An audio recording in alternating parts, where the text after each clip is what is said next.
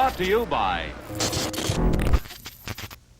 hazing, a college tradition as old as time. Wide-eyed young people subjecting themselves to torment and ridicule for the chance to be a part of a brotherhood of douchebags.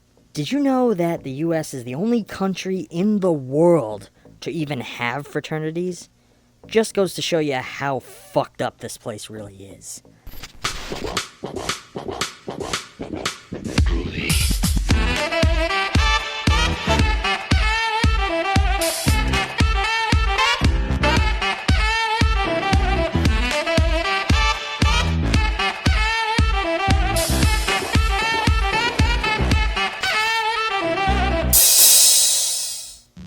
Hello friends, and welcome back to ETF.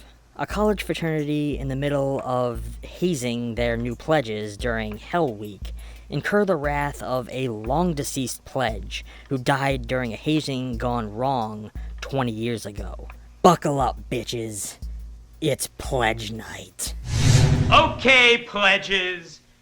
Directed by Paul Ziller and featuring a reoccurring soundtrack by fucking Anthrax, which I think classifies this as a heavy metal horror film?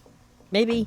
This one hit the screen at the opening of the 90s, and feels like it should have emerged in the middle of the 80s. In that first 30 minutes, this one has more tits and sexed up energy than a fucking American Pie flick. We open with wild hazing and a frat leader being violently stabbed by one of their own, who seems to be having some sort of mental illness. Despite the entire house witnessing this, they are forbidden to call the police out of pledge loyalty. Fuck that!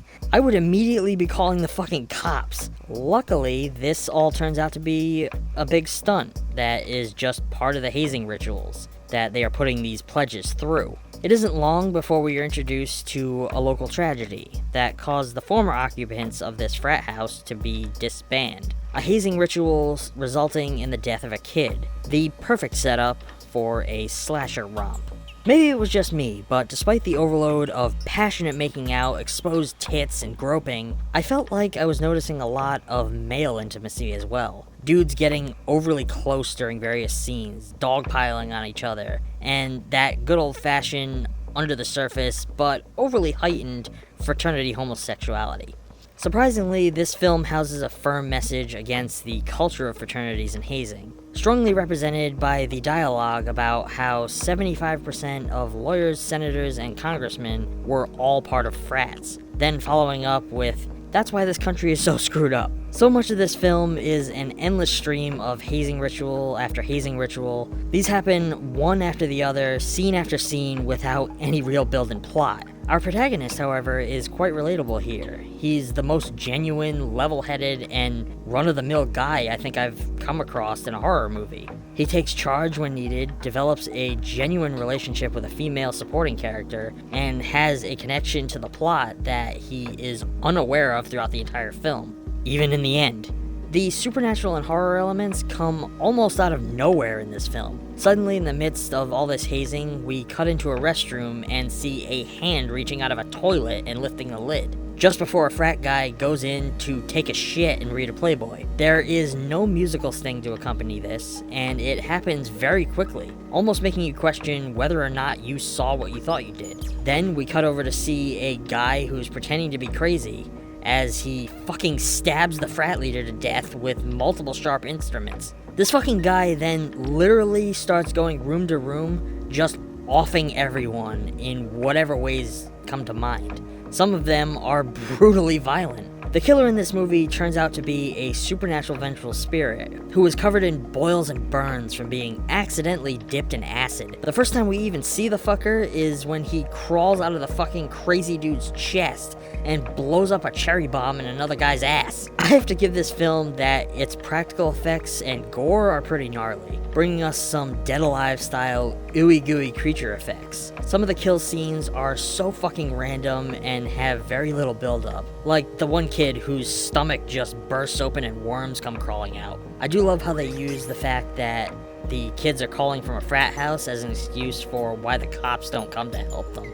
The one unfortunate thing about this film is that most of the kills happen off screen. We get to see the aftermath of these deaths, but never the kills themselves. I think the idea with the killer ghost Sid was to play into that witty, wisecracking Freddy Krueger style. However, he doesn't quite come anywhere near the level of enjoyability. The entire time the killer's on screen, he just constantly laughs and asks, "Who are you?" to everyone he comes across.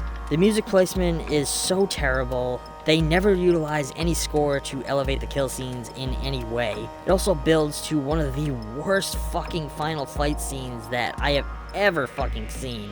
Kid with a bat versus ghost with a sword.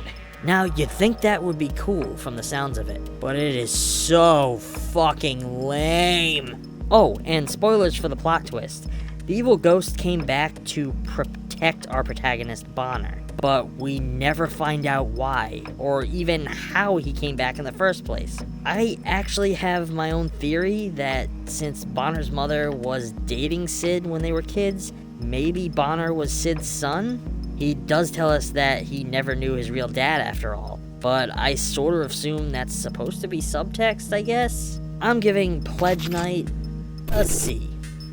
Don't get me wrong, this one definitely falls on the lower end of the slasher movie must-see list. It's not terribly enjoyable, and it does nothing to really stand out from the pack, but it's somewhat interesting and kind of fun at times. The special effects that we do get are very well executed, and there was some thought put into the narrative structure. Personally, I would recommend giving it a shot if you like the cheesy 80s slasher aesthetic, of course.